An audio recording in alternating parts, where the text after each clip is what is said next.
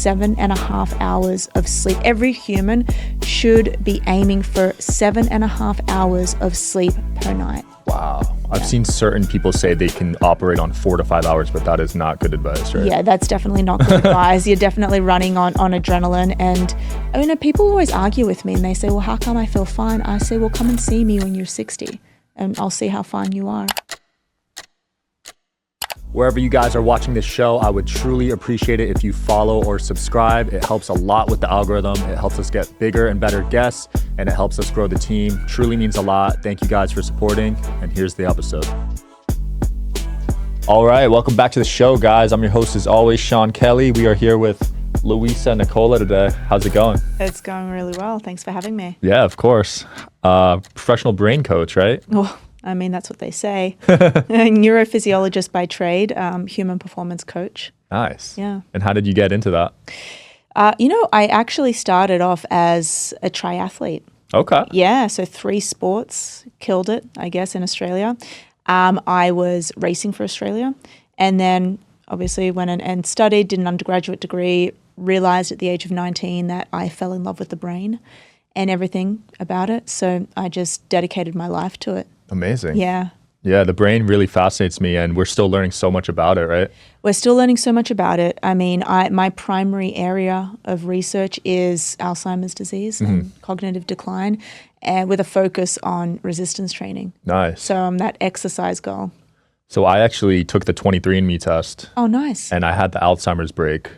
Okay, so the ApoE4 variant. Okay. So is there any way? I forget which one, actually. No, I mean, like, you just got one, or do you have 2 copies? Oh, one. Okay, that's great. One, yeah. Well, I mean, look, the thing about that is that doesn't mean it is a death sentence. It doesn't mean that you are going to get Alzheimer's disease. It means that, you raise your risk of getting it. But there's many different modifiable risk factors for preventing and delaying the onset. Right. So has there been any studies done on what can prevent it? Yeah, absolutely. That's exactly what I studied, and we can go into it. Yeah, I'd love to. So first and foremost, there are 3 genes associated with the disease, meaning that if you do have these, you will, unfortunately, get it. And it happens, just like chromosomal disorders such as Huntington's disease. If chromosome 4, if you have that, then you're definitely going to get Huntington's. You can't change it. And then with Alzheimer's, you've got presenilin 1, presenilin 2, and amyloid precursor protein. If you've got these, and we definitely know we can't prevent it. But the other ones that you've just mentioned, the A-lipoprotein E4, and there's, E1, E2, E3, and E4. The E4, we know, raises your risk. So there are many different things that you can do to prevent it. And I would definitely start off with exercise.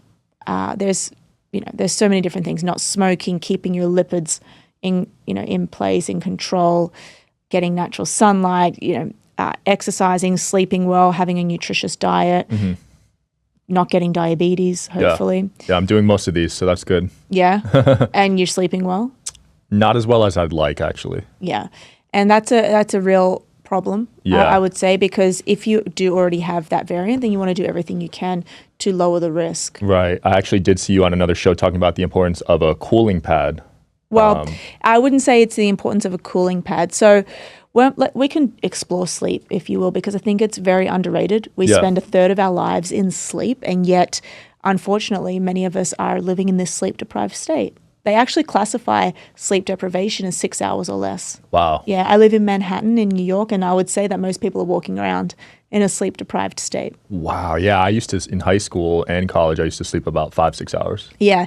And look, sleep is extremely fundamental. But I mean, look, when you're in college and when you're young, I always think that you've got a leeway, right? Your brain fully develops by around 25, and then it starts to atrophy at around age 30. Wow, that's actually young. Yeah, we were actually prehistorically, like evolutionarily, I should say, our brains were built for reproduction and survival.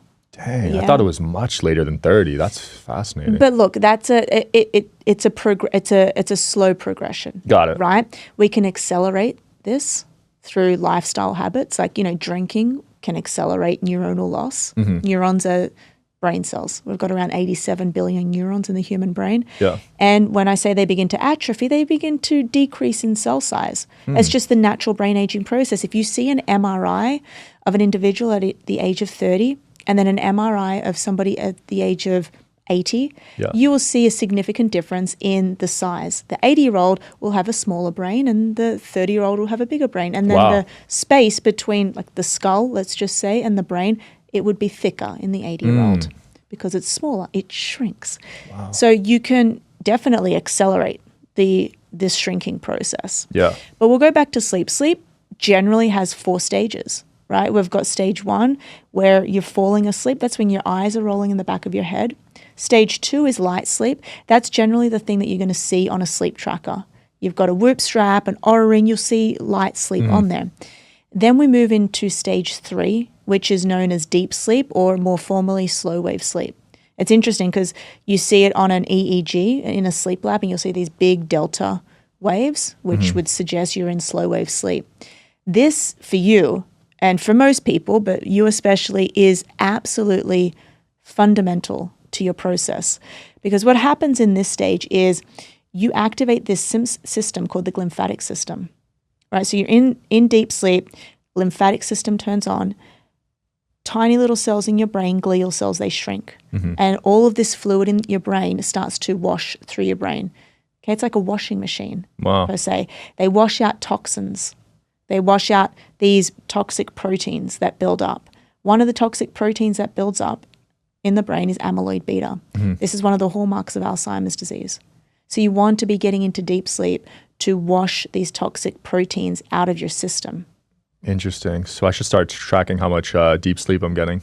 Definitely, if you can. And you should be aiming at least 7.5 hours of sleep. Every human should be aiming for 7.5 hours of sleep per night. Wow. I've seen certain people say they can operate on 4 to 5 hours, but that is not good advice, right? Yeah, that's definitely not good advice. You're definitely running on adrenaline. And people always argue with me and they say, well, how come I feel fine? I say, well, come and see me when you're 60 and I'll see how fine you are. So it starts taking a toll, basically. Yeah. Look, it's like compound interest. Albert Einstein says that compound interest was like the 8th wonder of the world. It's the same in science. It's the same in medicine. Things compound. You lose, you have lack of sleep in your 20s. Yeah. You lose sleep in your 30s. It will compound. Wow. Yeah. I didn't know that. And in terms of alcohol doing damage to the brain cells, is that permanent or can that be reversed? That can't be reversed. Really? Yeah. Actually, what's interesting? Smokers, actually, if you are a smoker and you've been smoking a pack a day, you can cease smoking and after 5 years of complete cessation from a cigarette, you can go back to baseline. Isn't that interesting? Yeah. Yeah. I think that's really interesting. I'm not promoting smoking by any chance. I think it's terrible. It's one of the risk factors of all-cause mortality. However, drinking is a whole different beast. Drinking, part of the alcohol that is fit for human consumption is ethanol. Ethanol actually converts into acetaldehyde, and acetaldehyde is poison. It is actual poison. Wow. It will kill your cells. Jeez. It'll kill your cells in your body and in your brain. Where there's actually wonderful studies that have been coming out of, from the UK Biobank that shows literal damage and thinning to the cortex of your brain, the gray matter and the white matter. That's probably why you feel so terrible after drinking the next day. Well, a hangover is a poison-induced state, so yeah. Jeez, and it's such a promoted thing in high school and college to just drink. Yeah, well, interestingly, alcohol also blocks sleep. So you think, you go to sleep, right? You think, but alcohol, wine makes me tired. You're actually just sedating yourself. It lowers the inhibition. Yeah. Makes you feel drowsy, knocks you out, but you're not actually getting into deep sleep and in REM sleep. So in turn, you're blocking these areas that are, these stages that are extremely important for health. Wow, that is scary. Yeah, I gave up drinking a few years ago. I'm pretty happy I did that now. Yeah, good. I've also seen you talk about the importance of blood pressure. Yeah. And maintaining good levels there, right? Definitely. Blood pressure is extremely important, generally looking at 120 over 80. And I'll tell you why it's super important. Hypertension is a risk factor for many of these diseases that we speak about. And we'll talk about Alzheimer's disease. Are you interested in coming on the Digital Social Hour podcast as a guest? Well, click the application link below in the description of this video. We are always looking for cool stories, cool entrepreneurs to talk to about business and life. Click the application link below, and here's the episode, guys. Sorry. Your brain is an extremely vascular rich organ. Okay, your brain has blood vessels, many of them. In fact, if you were to pull apart all of the blood vessels in the brain, it would span 400 miles. Wow. So it's extremely rich with these blood vessels. And there's many different types, okay? You've got big arteries, you've got veins, and you've got these tiny little ones called capillaries. They're 1 cell thick. They don't have muscles around their walls. They're tiny. They're the first things to go during hypertension. So when your blood pressure is high for a sustained period of time, you will get the breakdown of these tiny capillaries. And if you start killing off these little capillaries, you kill off blood flow to the brain. If you kill off blood flow to a certain area of the brain, you don't feed the neurons. So the neurons end up dying. So blood pressure and blood pressure control is extremely important. Wow. For the brain, yeah. And do people typically have good blood pressure levels? Well, it depends really on how fit you are. Yeah. It depends on how healthy you are. It depends on how good you are at managing stress. We know anxiety can raise it. Different pathologies can raise it. Alcohol can raise it. Poor diet can raise it. Obesity can raise it. So there's a lot of stuff that can raise it. Wow. Yeah, and then you've got other risk factors such as atrial fibrillation, which is what my father actually had. And this is what ended up leading to his stroke, which was minor. But just getting this under control is extremely important. And you know what? It's so easy to measure. Measuring your heart, measuring your blood pressure first thing in the morning is a really great way to start. Oh, and you do it every day? Yeah, well, I don't personally. I mean, I do if I'm at home and when I'm traveling, I don't. But a really great way, as soon as you hit, let's just say 40 years old, go and buy one on Amazon. They're pretty cheap. Get a notebook, put the date, and just track your measurement. And what you're looking for is you're just looking for a trend and seeing, is it trending upwards? If it is, and it tends to go maybe to 130 over 90, maybe that's the time to intervene. And in fact, that is actually the time to intervene. Interesting. Yeah. So 120 over 80 is optimal. Correct, yeah. What if you're below that? No, that's fine too. Okay. Yeah. I mean, evidently you don't want to go too low, but yeah, that's fine. Interesting. I've also seen you talk about EEG scans. Yeah. Do you know what that is? It's a brain scan, right? Yeah, true. So I'm a neurophysiologist. One of the primary tools that we use is an EEG. It's an electroencephalogram. So it's one of those caps that you put on your head, and there's many leads that come out of it. Yeah. And it's used to measure the electrical activity in the brain, like the brainwave activity. And normally you'd go and get one of these scans when you maybe had a seizure. You've got epilepsy. And I was using it to pick up on early onset Alzheimer's disease. I was doing everything. I was looking at reaction time. I was looking at information processing speed. I was even measuring visual acuity using a brain scan. And I was picking up on areas of dysfunction. And I thought to myself, if we can pick up on areas of dysfunction in a Alzheimer's brain or a brain that has early onset Alzheimer's disease, surely we can pick up on, different areas of dysfunction in people with healthy brains. So that's actually how I started working with some of my Wall Street executives. Oh, nice. Yeah, I just started scanning their brains and figuring out, oh, look, you've got, areas of dysfunction in the frontal lobe, arguably a very important, lobe for an executive. That houses all of our executive functions. So, yeah, that's how it started. That's exciting. I'm actually going to get a brain scan next year. What type? I don't know. I'm going to Dr. Amon's office. Okay, that's a SPECT scan. Okay. Yeah. What's the difference there? Well, to be completely honest, it's actually widely discredited, that type of brain scan. And I think mainly because you don't see this in clinical practice. You wouldn't see a SPECT scan. It's not on the same line as an MRI or an EEG or a CT. So I personally haven't used one. Dang, I might have to reconsider this now. Well, do you feel like you have ADHD? I think he focuses on that.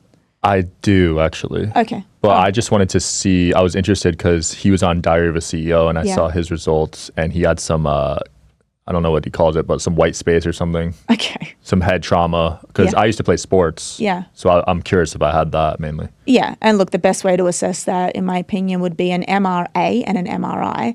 And then, I'm not really sure what the SPECT scan will come up with, but that's quite interesting. I know that they're colorful. Yeah. Yeah. Interesting. Yeah, I do think it's important to get these types of scans, to get blood tests, DNA tests, gene tests. Look, honestly, I think everyone, I get asked often, where should I start when it comes to my health? Mm-hmm. If you aren't getting a blood test, you get a new fresh batch of blood cells every 120 days. So you can arguably be getting your bloods done every 4 to 6 months, right? Yeah. Not many people are doing this. No. Okay, people aren't even getting like a thorough blood test once a year. But blood can tell you everything. It's like popping the hood of a car and going in as a mechanic and looking at everything. Yeah. And it doesn't lie. It's not anybody's opinion. It is there. It is facts. It's telling you the health of who you are today. Absolutely. And I'm sure you know this, in the US, we've got this epidemic of low testosterone. Yeah. Right? Most men presenting, this is a testosterone reading of 300 nanograms per deciliter or less, testosterone deficient. Yeah. Quite scary because testosterone is vitally important, especially for men. Yeah. Under 300 is super low. Yeah. And this is something that you can just go and get tested. Yeah. What do you think's causing it to be so low these days? So many things. During that deep sleep phase, when you activate your glymphatic system, you're also getting the release of growth hormone. You're getting the release of testosterone as well. So if we're not getting into deep sleep, maybe that's lowering it. We know that endocrine disrupting chemicals, I'm drinking from a bottled water right now. Right. Some of these EDCs may leak into the water. Wow. Yeah. So that's scary because a lot of people drink from plastic water bottles. Correct. And there's, environmental factors, a lack of proper training, lack of proper nutrition, lack of activities that make you feel good. Yeah. A lot of people get testosterone wrong, thinking it's just this hormone that's involved in erections. Yeah. We know that it's actually involved in so much more. It's there primarily to make effort feel good. It's closely related to how energized and how focused you feel. There's many different ways to raise it naturally. You don't have to just turn to TRT. Yeah, I'm not a fan of that.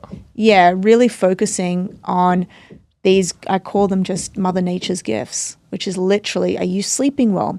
In fact, there was a study that was done, and it was out of Israel, where they took both men and women. They subjected them to 20 minutes of sunlight 3 times a week.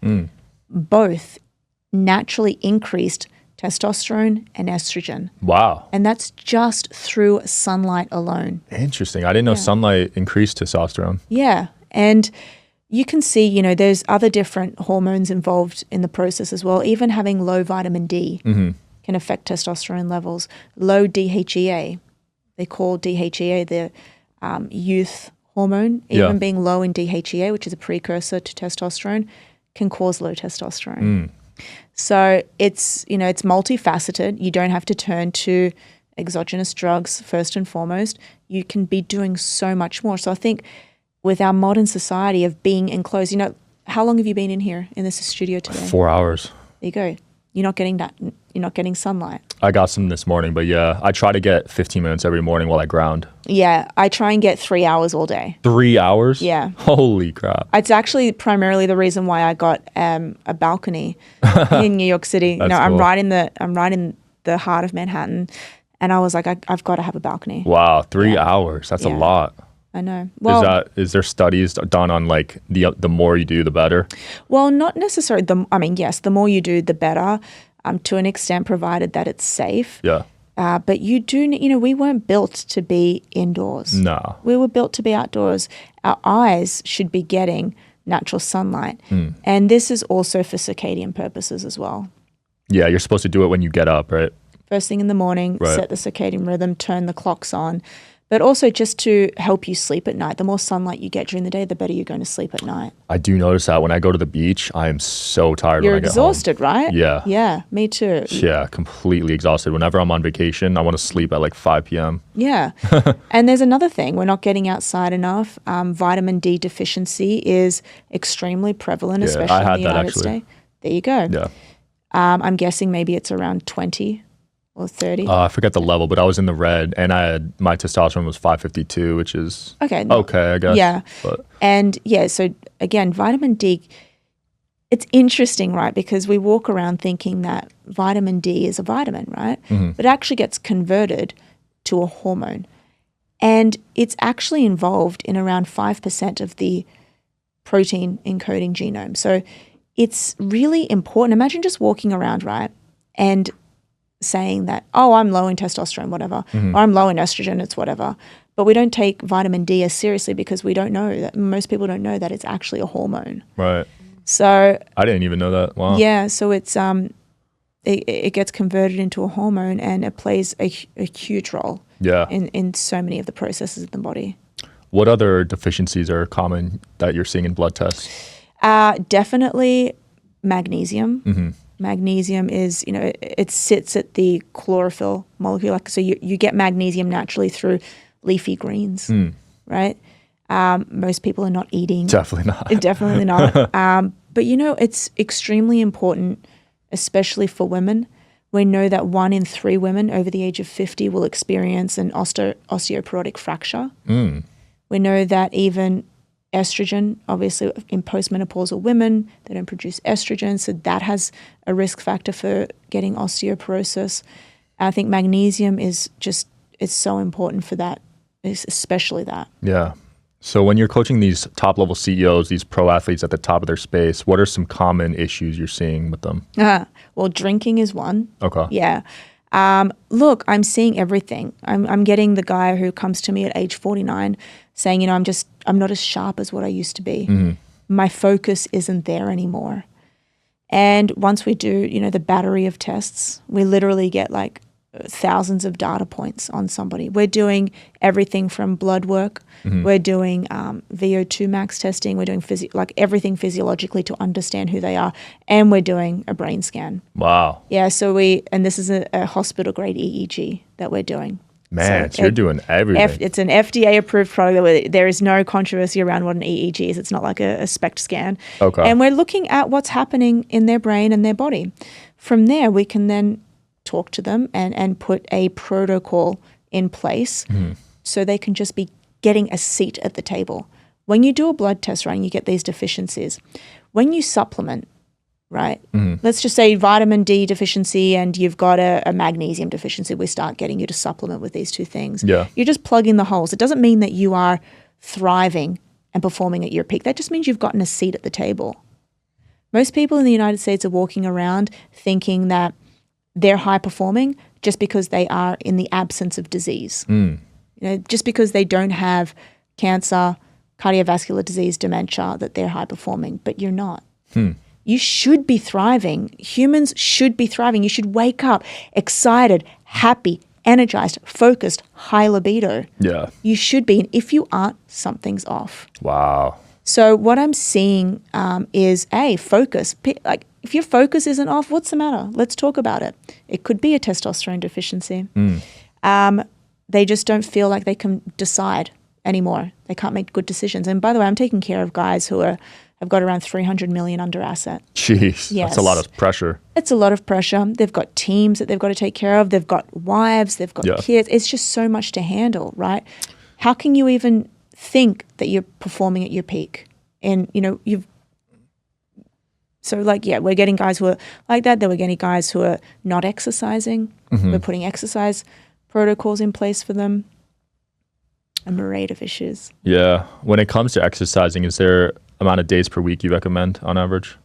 Yeah. Well, everybody's different. Yeah. We base it on whatever you're optimizing for, really. But generally speaking, in terms of, the guidelines, so the physical activity guidelines state that you should be exercising aerobically for 150 minutes to 300 minutes per week. I would argue, and I'd argue against that. I think that we should be doing at least 300 minutes of vigorous physical activity a week. 5 hours. Yeah. For many reasons. Brain health benefits, longevity benefits. Look, even going outside and walking and doing your 10,000 steps per day can help a lot. But if you really want to be performing at that high level, staving off these disease states, we have to get your exercise up. We have to be doing your vigorous physical activity, moderate to vigorous physical activity per week. You should be strength training at 80% of maximum, one repetition max, at least 3 times a week. That's something I need to do more of. Do you count sauna as exercise? No. Oh, I need to step it up. Yeah, sauna is sauna, ice baths. These are supplements, or these are accessory items, I call them. They're not in the pyramid of human performance, which at neuroathletics is you've got exercise, sleep, and nutrition. If you are not optimizing for these 3, then you're doing yourself a disservice. I don't care. You cannot ice bath your way out of a good diet, right? Speaking of exercise, there was actually a great study done to show the effects of a specific protocol on testosterone. And you can raise testosterone levels by doing a 10 by 10. So 10 sets, 10 reps, and with a 2-minute rest in between. Wow, just any exercise? Yes, but granted, you have to keep hitting for every set. You have to be doing 80% of your 1 repetition max. 80%, got it. So every set you'll probably have to adjust the weight to hit that. But just doing that, I mean, it would be hard, but even that can raise testosterone levels. Wow, that is fascinating. Yeah, there's so many natural ways of doing it, and people are just injecting stuff in their like to raise it, you know? I mean, I even heard sauna can raise it. Yeah, that's true. Again, these outside of exercise, sleep, sauna, ice bath are great. Yeah. One thing I don't agree with is red light panels. I did a post on this. You're telling me this? I just joined infrared sauna last week. No, infrared sauna is fine. I'm talking just specifically guys who are putting red light panels near their testicles in the hopes that it's going to increase testicular size. Got it. Okay. So definitely stupid. I think what's happening on Instagram right now, which you can probably agree, is that we're just getting this competitive, stupid drive. People are, who can be in the ice bath the longest?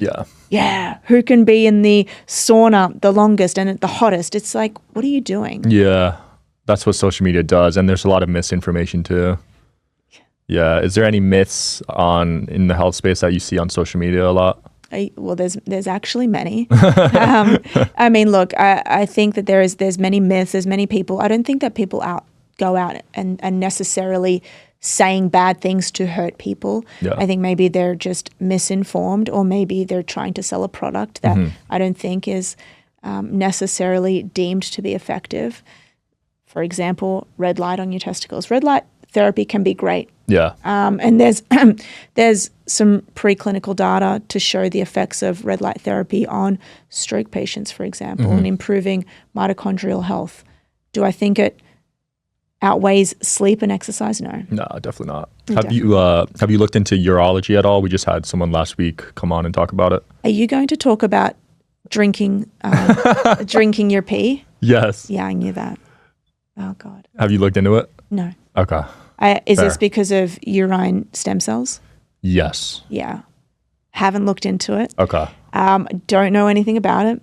Don't know if this is a thing. Haven't heard of it. Okay. I probably would have, but I think there's better ways of dealing with that. Yeah. That's cool. How do you stay on top of all the new studies, all the new information? Because there's so many different sources. Yeah. I mean, I know how to critically appraise data. So it's something that we learn in clinical epidemiology, it's called. You learn how to assess data, if it's good, if it's not, what is a really great study that's been done. Yeah. So I'm constantly reading. I have a team as well. We're constantly deep in the weeds of what is real. And I also publish. I've got a really great systematic review article that is going to be published shortly. Nice. And I do this with a team of highly accredited scientists and doctors. So cool. What's that going to be about? It's actually the effects of resistance training on cognitive decline and Alzheimer's disease. Wow, that's exciting. Yeah, look, it turns out resistance training is, I would tell you, it is a pharmacy for your brain. When you perform weight training, for example, what you're doing is inside the cells of your muscles, you house these little proteins. They're called muscle-based proteins. They're myokines. These myokines literally live in your muscle cells. And when you contract these muscles, they get expelled into the bloodstream.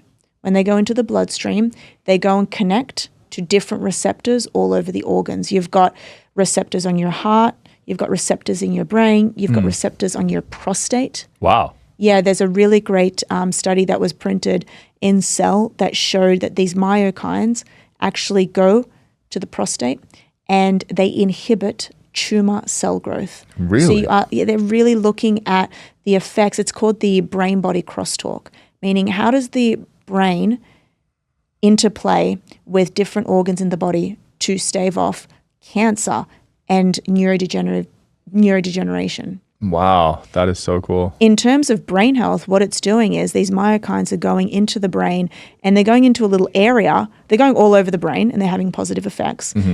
But they're also going into a little area in the brain called the hippocampus. It's deep in the temporal lobes, just behind the ears, these seahorse-shaped structures, and they actually grow, okay? They help grow the hippocampus of the brain. So you're getting volume growth. This area is responsible for memory consolidation. That is so cool. Is there a best time of day to perform these workouts, like morning or night? Look, if you can just get it done, just because we're not robots, getting the exercise done, first and foremost, is the first thing that you should focus on because adherence is the hardest thing. Right. So firstly, getting it done. Secondly, I would say furthest away from sleep as possible. And I actually, look, this is not my area. Nutrition's not my area. I know you had Lane on. Yeah. Yeah. But, arguably if you're doing it in a fed state and you can lift heavier, then that's great. I love that. Man, I never realized the importance of weightlifting. I got to start again. I can't believe you're not. I know. This is an eye-opener for me. Arguably aerobic training as well. Yeah. Running is so great for your cardiovascular system. It's extremely amazing for your heart health, your circulatory system, your brain health. Yeah. I do basketball twice a week, so that's good at least, but the weightlifting is something I need to incorporate. I love that you do basketball because you're also taking into consideration like this neurocognitive aspect of training where you're working with hand-eye coordination, reaction time, speed, visual system, visual acuity. Yeah, it's a lot of fun for sure. Now, as someone who studies brains, what is your take on the IQ system? Do you think that's an accurate way of measuring intelligence? I don't think so. I think true intelligence, and this is also actually what I'm seeing on social media, you can remember something, right? You can read it, remember it, and just blurt it out on Instagram in a reel. But I think the true mark of somebody's intelligence is really knowing the back end of that. Right. Sure, you can say, hey guys, exercise is great for brain health. Why? And what are the mechanisms of action behind that? So if you can really explain that, I think that's a true mark of intelligence. Look, an IQ test, maybe that's a... Have you taken one? Oh God, I took one in high school. I mean, I haven't taken one since. Yeah? What'd you get? I don't even remember. Yeah. I actually want to do one. I want to do it just to see, but I don't feel like it's, like you said, like there's better ways of quantifying it. Yeah. I mean, look, it takes into consideration everything, right? Yeah. Math. I mean, doesn't it do math, English? I don't know. It's like 6 hours. That's the part I don't want to do. But yeah, I don't think I want to sit through that. Reminds me of the SATs. Yeah. Those were horrific growing up. Yeah. You probably took a ton of tests going to med school and everything. I took a ton of tests. I did undergraduate degree and then my postgraduate, my master's. I took so many tests. Jeez. I was actually a mathematics teacher. Really? Yeah. Wow. So you were just bringing back all these memories of me writing tests. Yeah. I worked at a high school, an all boys high school. And you had to write the test yourself? Well, yeah. That's what we did back then before like ChatGPT. This is going back 10 years now. Yeah. I'd literally handwrite tests and used to be on a chalkboard and a whiteboard. Oh my gosh. Yeah. I mean, I'm not that old. I wouldn't say chalkboard. I was on the whiteboards. Yeah. The sound of chalk gives me nightmares. Yeah. I caught the tail end of that first grade. One of the other things that a lot of men are experiencing in their 40s for some reason, not a lot of men, I'm saying like what I'm seeing is a lot of guys are like, Louisa, my hair's falling out. Hair loss. Hair loss is a big thing, and it's also a confidence issue, right? What we know when it comes to hair loss is that what happens is testosterone gets converted to something called 5-alpha reductase, okay? And that produces DHT. And what DHT does is it binds to the hair follicles and it miniaturizes them. And so the more DHT you have, the more miniature these follicles get, and eventually they stop producing hair. And so then they end up closing up, and that's generally how you get hair loss. Wow. And there's many reasons why this happened. There's like psychological stress is a huge one. Yeah. You know, even for me, I feel like, you know, I think 50% of people by the age of 50, I think that was a stat, will experience some sort of hair loss. Dang, that's high. Even for me, I used to have thicker hair when I was younger. Yeah. I guess living in New York City adds to the stress level. Yeah. Second to that, I've seen a lot of women actually have stress-induced alopecia, which is where they're just like losing little, like I would say like 50-cent piece loss of hair. Yeah. And then, yeah. That's crazy. So is there a way to reverse that hair loss or no? Well, I mean, it's not my area, but I know that there's like, you know, there's treatments. I think it's called finasteride, which I think what that does is it inhibits DHT, so it can really help with hair loss. There's two that I think inhibit DHT. Then there's another form that helps with blood flow to the scalp to help, with hair loss. Well, Louisa, it's been fun. Where can people find you and your coaching and everything? You can go to Louisa Nicola on Instagram, or you can follow the Neuro Experience, which is my podcast. Nice. We'll put it in the description. Thanks so much for coming on. Thanks for watching, guys. As always, we'll see you tomorrow.